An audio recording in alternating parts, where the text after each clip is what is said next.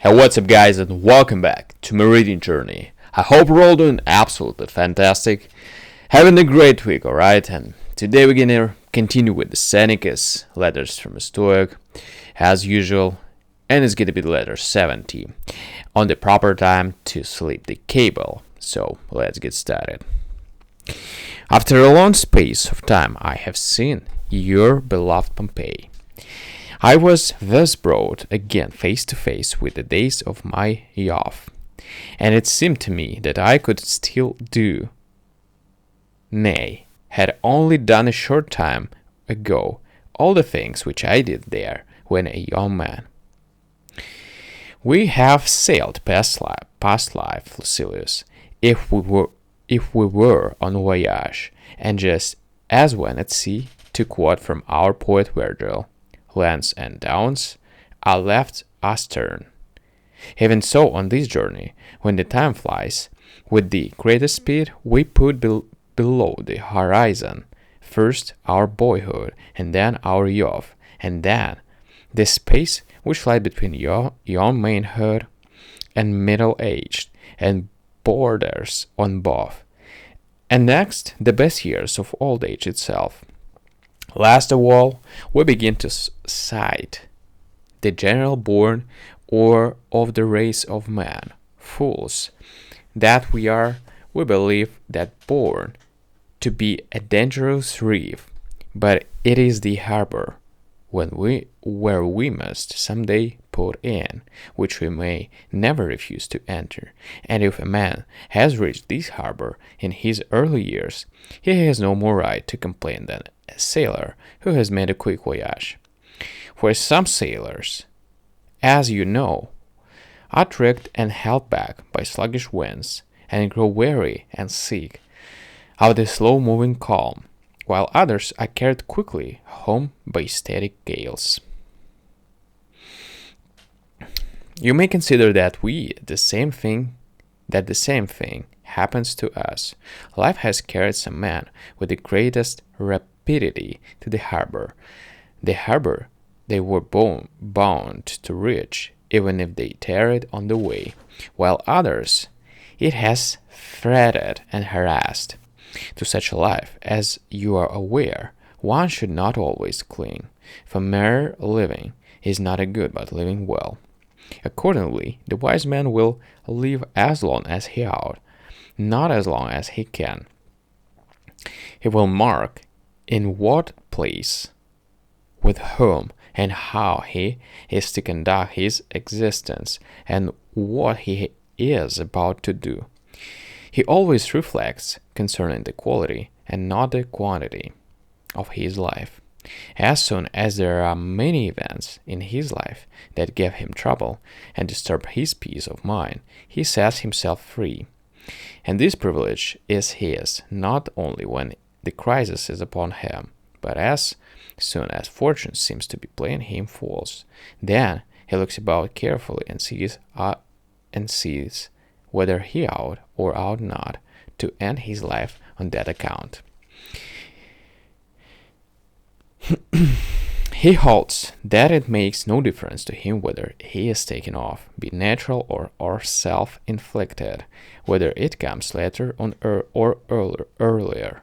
He does not regard it with fear, as if it were a great loss, for no man can lose very much when but a driblet remains.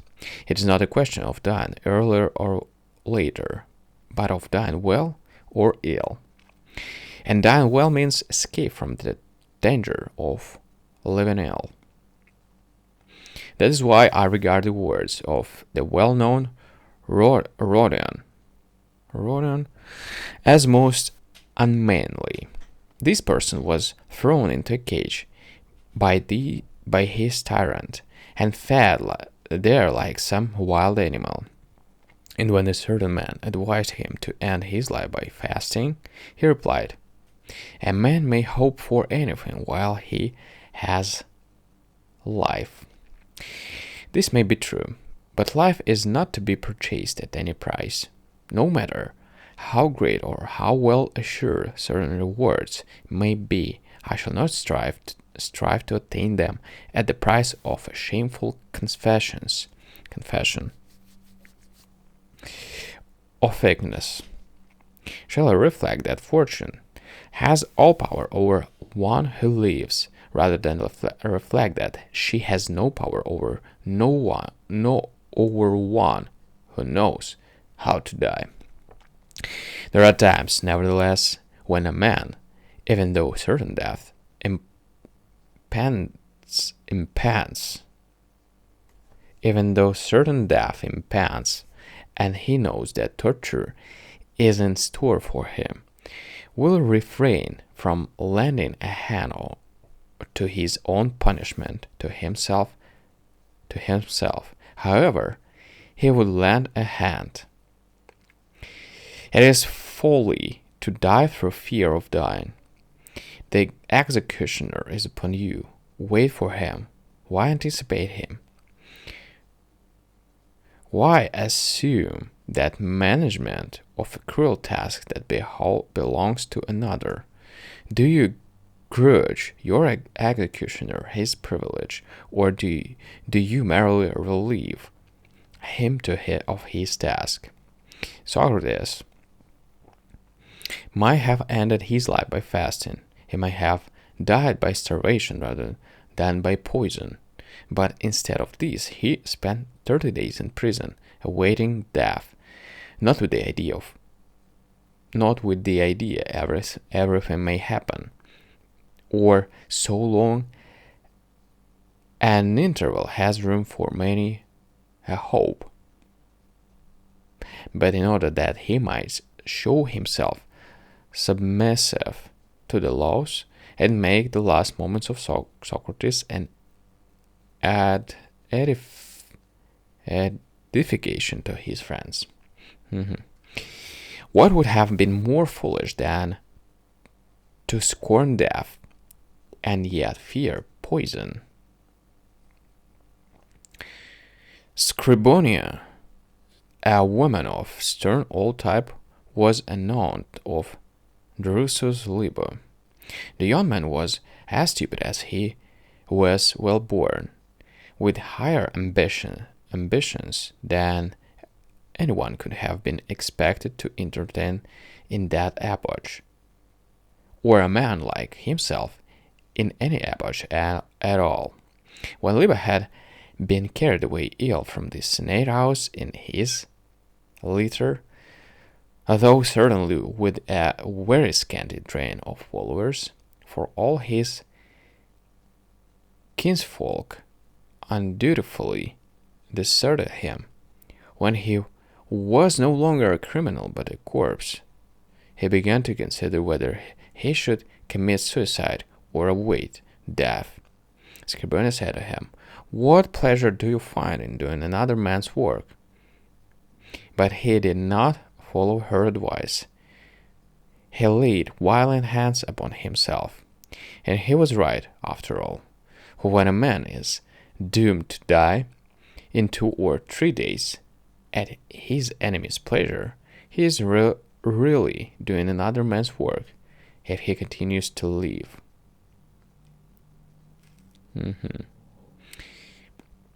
He's really doing another man's work if he continues to live. No general statement can be made, therefore, with regard to the question whether, when a power beyond our control threatens us with death, we should anticipate death or await it. For there are many arguments to pull us in either direction. If one death is accompanied by torture and the other is simple and easy, why not snatch the latter?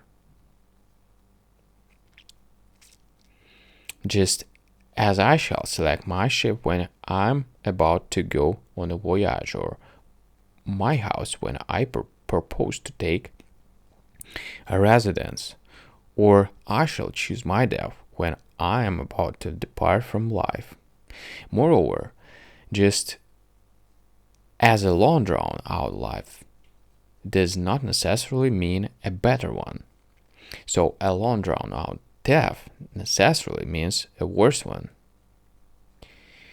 There is no occasion when the soul should be humored more than at the moment of death.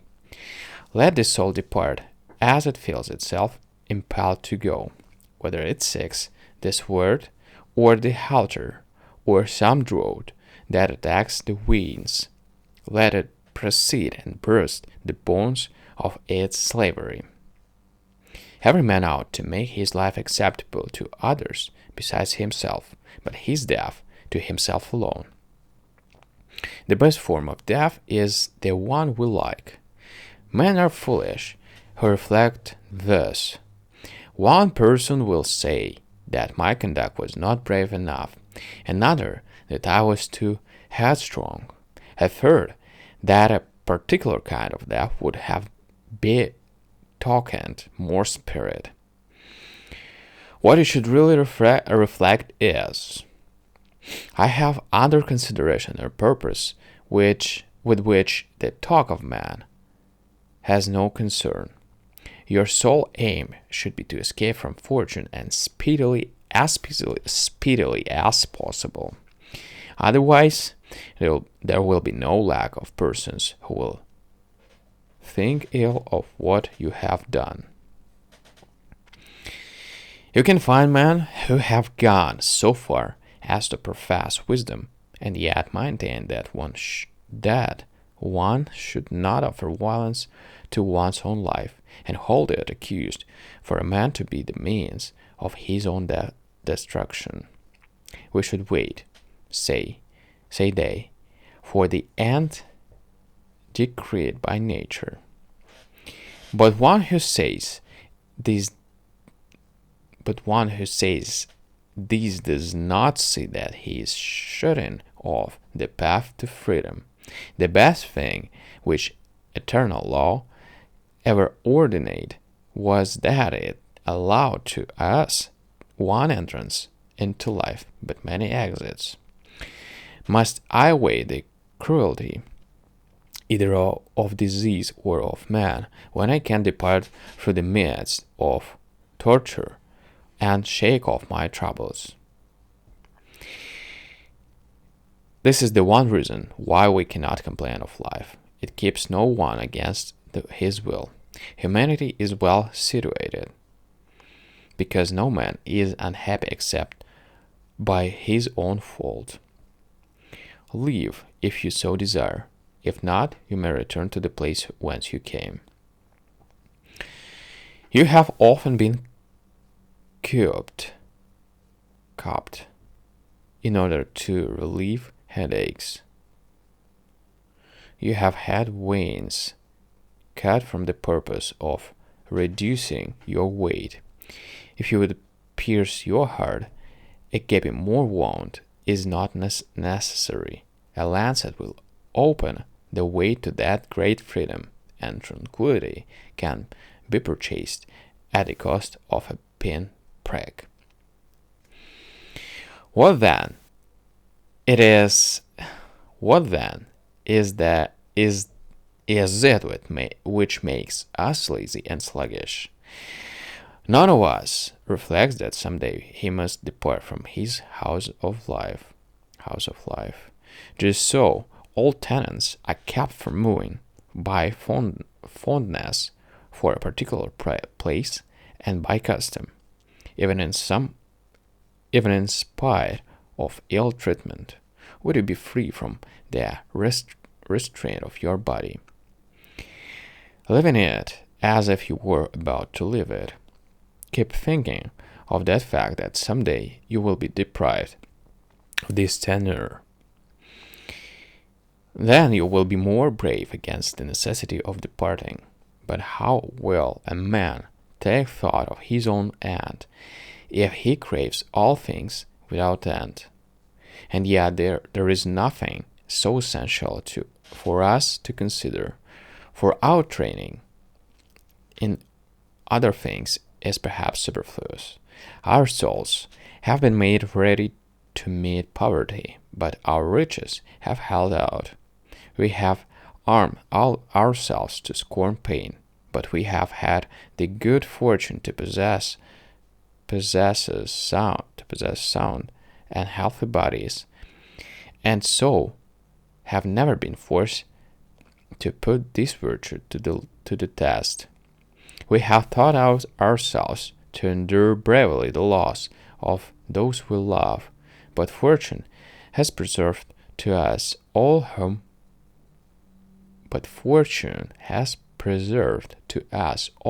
we loved. It is in this one matter only that the day will come which will require us to test our training. You need not think that none but great men have had the strength to burst the bonds of human servitude. You need not believe that this cannot be done except by Cato, who with his hand dragged forth the spirit which he had not succeeded in freeing by the sword. Nay, man of the meanest lot in life have by a mighty impulse escaped to safety, and when they were not allowed to die at their own convenience, or to suit themselves in their choice of the instruments of death, they have snatched up whatever was lying ready to hand, and by sheer strength have turned objects which were by nature harmless into weapons of their own. For example, there was lately in the training school for wild beast gladiators a German, who was making ready for the morning exhibition. He withdrew in order to relieve himself, the only thing which he was allowed to do in secret, and without the presence of a guard. While so engaged, he seized a stick of wood tipped with a sponge, which was devoted to the wildest uses, and stuffed it, just as it was, down his throat. Thus he blocked up his windpipe and choked the breath from his body. That was truly to insult death. Yes, indeed, it was not a very elegant or becoming way to die. But what is most foolish than to be over nice about dying? What a brave fellow! He surely deserved to be allowed to choose his fate. How bravely he would have wielded a sword. With what courage he would have hurled himself into the depths of the sea, or down a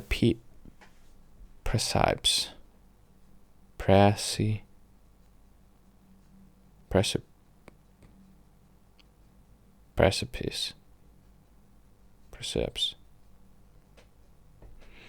Who knows?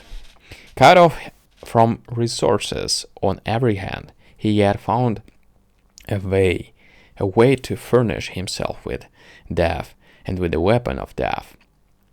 Hence you can understand that nothing but the will need postpone death. Let each man judge the deed of this most zealous fellow as he likes, provided we agree on this point, that the forced death is preferable to the fairest slavery. That's important.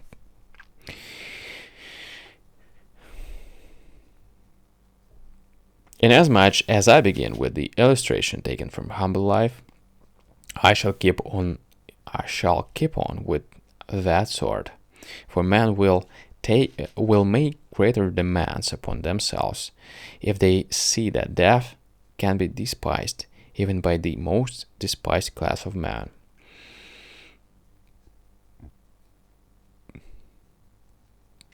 The Catos, the Scipios, and the others whose names we are wont to hear with admiration, we regard as beyond the sphere of imitation. But I shall now prove to you that the virtue of which I speak is found as frequently in the gladiators' training school as among the leaders in the Civil War. Lately, a gladiator who had been sent forth to morning exhibition was being conveyed in a cart along with the other prisoners. Noting as if he were heavily with sleep, he let his head fall over so far that it was caught in the spokes. Then he kept his body in position long enough to break his neck by the revolution of the wheel. So he made his escape by means of the very wagon which was carrying him to his punishment. When a man desires to burst forth and take his departure, nothing stands in his way. It is an open space in which nature guards us. When our plight is such as to permit it, we may look about us for an easy exit. If you have many opportunities ready to hand, by means of which you may liberate yourself, you may make a selection and think over the best way of gaining freedom. But if a chance is hard to find, instead of the best, snatch the next best, even though it be something unheard of, something new.